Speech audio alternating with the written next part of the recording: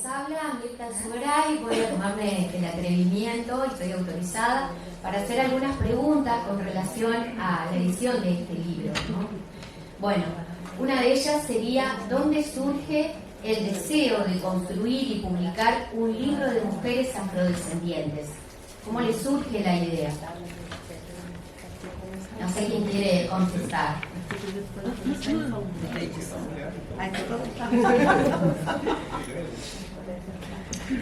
Sí, lo dije que podría empezar él porque empezó con una conversación de nosotros dos, ¿sí?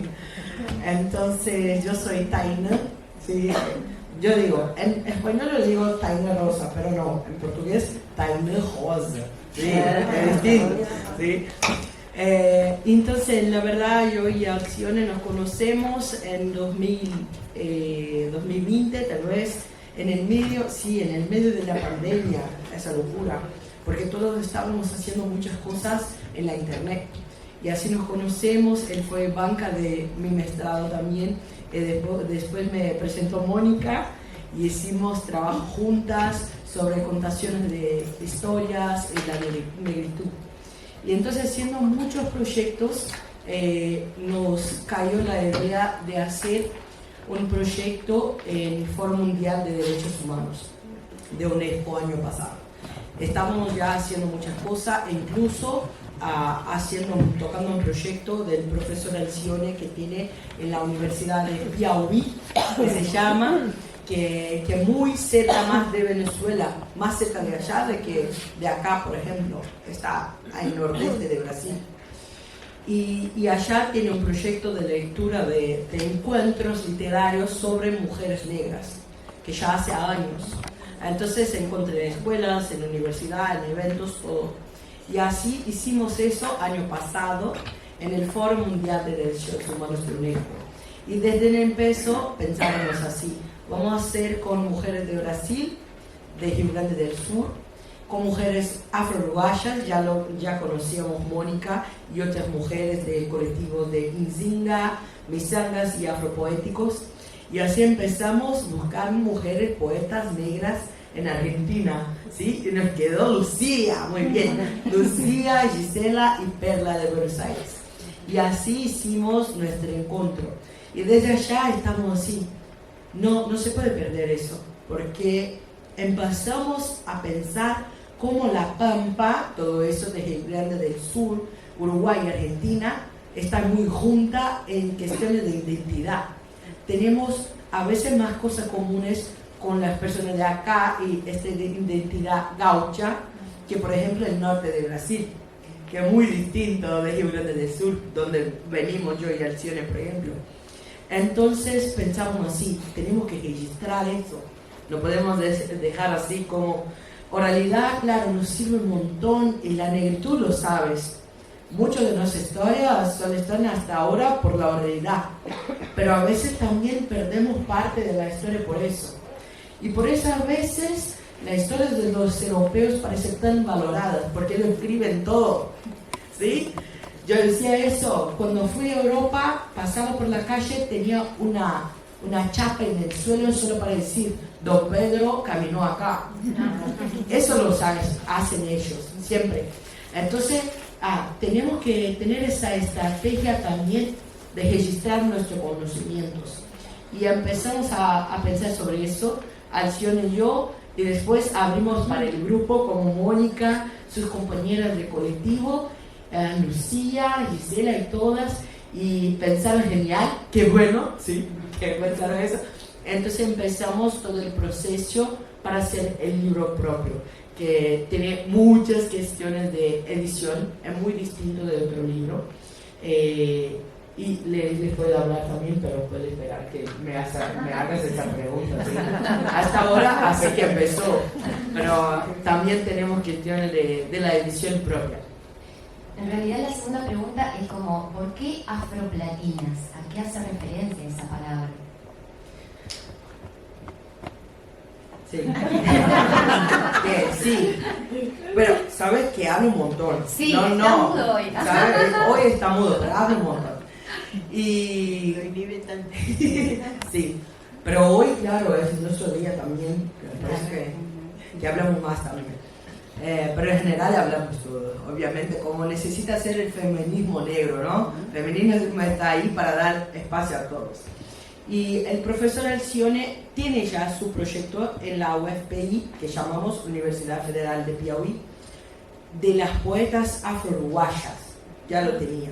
Así que empezamos a expandir eso para las poetas de Río Grande del Sur y también de Argentina. Si pensamos geográficamente, sabemos que el Río de la Plata pasa por Argentina y Uruguay, ¿sí?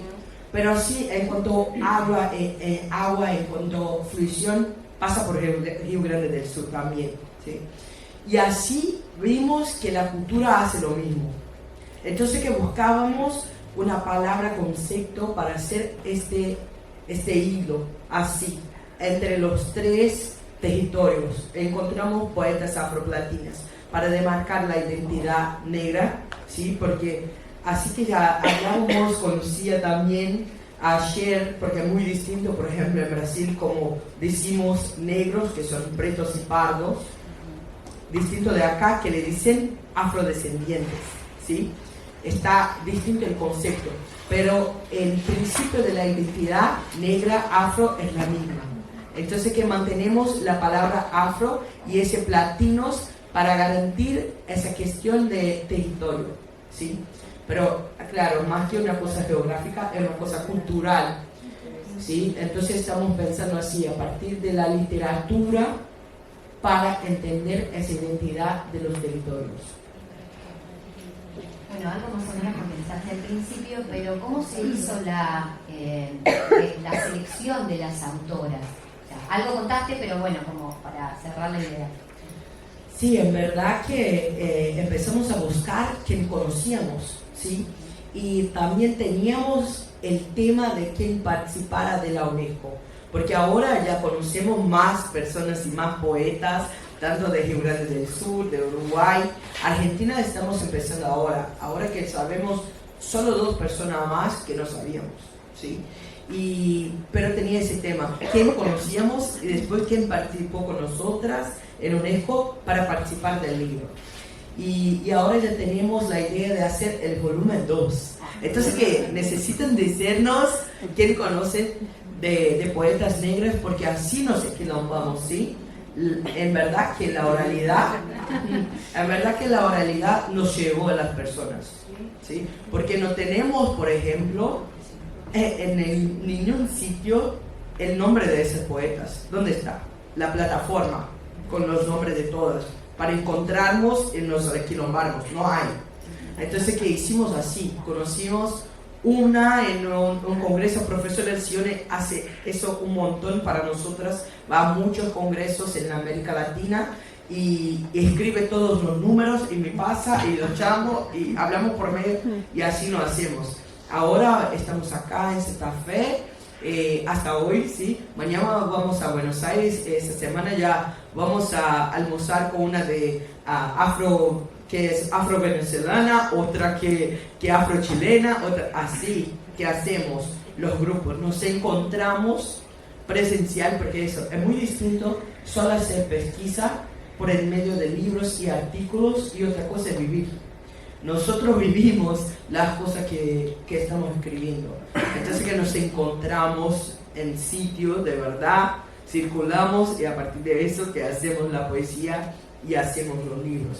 Entonces, como estamos nos encontrando ahora, y tengo la certeza que alguien nos va a hablar que conoce otra persona para estar con nosotros. Y así que pasa. Bueno, ¿de qué manera la literatura puede contribuir o construir otro imaginario y otras presentaciones sociales? Perfecto. Así que puedo empezar por el concepto propio. Tenemos, por ejemplo, Bell Hooks, ¿sí? Que es una escritora afroamericana que habla de representación y representatividad.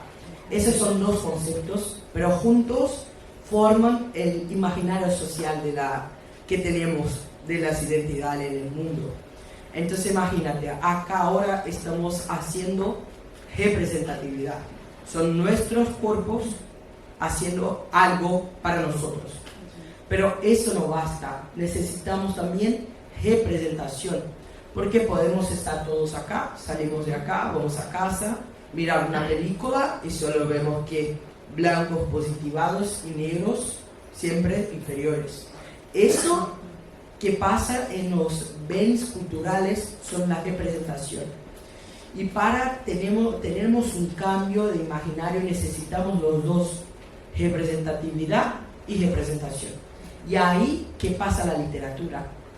Porque la literatura puede pasar tanto por la representación que está siendo dicho ahí en el texto propio, ilustraciones, dibujos y todo, fotografías, y también quién escribe. Porque, por ejemplo, digo desde Brasil, por ejemplo, tenemos la literatura de autoría negra.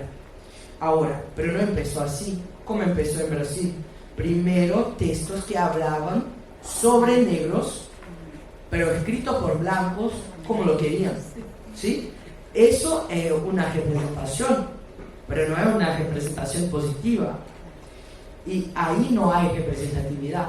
Entonces lo que hacemos ahora con el libro Afro, ¿sí? Poetas afroplatinas, es hacer tanto la representación cuanto la representatividad y positiva. Acá van a ver, en momentos hablamos del racismo porque es parte de nuestra vida, pero no necesitamos todo el tiempo hablar solo de eso porque nosotros no hacemos racismo. Entonces, ¿quién necesita hablar de racismo de verdad? Los que lo hacen, ¿sí? Nosotros hablamos de otras cosas, hablamos de cosas que sentimos, de cosas que hacen mover nuestra existencia, de las cosas que hacemos con la familia, sola, cosas que queremos imaginar que no existe hasta ahora, utopías, distopías, queremos hablar de todo. Entonces, para eso que sirve de alguna manera, si podemos hablar eso de la literatura, sí, porque no precisa servir, sino existir, ¿sí? La literatura en este caso está ahí para hacer también la representación y la representatividad, y entonces influenciando en este imaginario de negros de forma positiva. Esto que venías contando de lo que se habla en toda la literatura que compila este libro, ¿encontraron similitudes en los relatos, palabras que se repitan, gestos, acciones, en todos esos relatos que compilaron?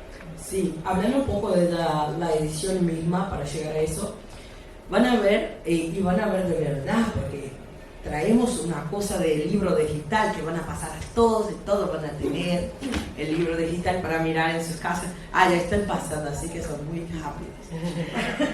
Hay un QR code en el verso y pueden mirarlo y va el libro digital.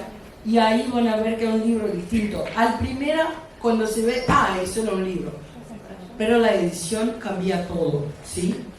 Por ejemplo, desde la capa vemos nosotros, yo, profesor Elción y profesor Jonathan, que no está acá porque está trabajando en otras cosas para que podamos estar acá.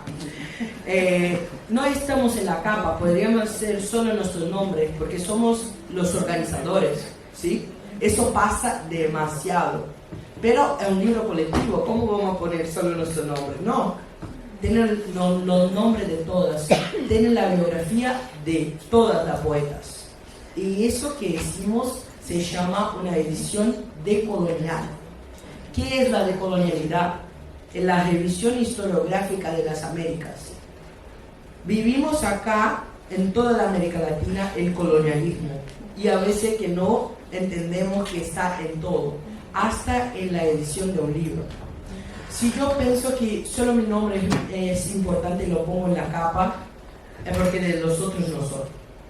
¿Entiendes? Y eso de ir a un sitio, explotar, agarrar todo lo que quiero y hacer una cosa, es la cosa más colonialista que hay. Entonces, como nosotros los organizadores vamos, preguntamos los nombres de todas las poetas, les sacamos la poesía, hacemos nuestros libros y ponemos solo nuestros nombres. Eso el colonialismo ya lo hacía, ¿sí? Entonces no, pensamos todas las biografías están acá, todas las ciudades de las personas están acá. Demos todas las poesías a la ilustradora para leer antes, para pensar cómo lo iría a hacer. también una mujer negra de una familia que hace bordadas para carnaval en Brasil.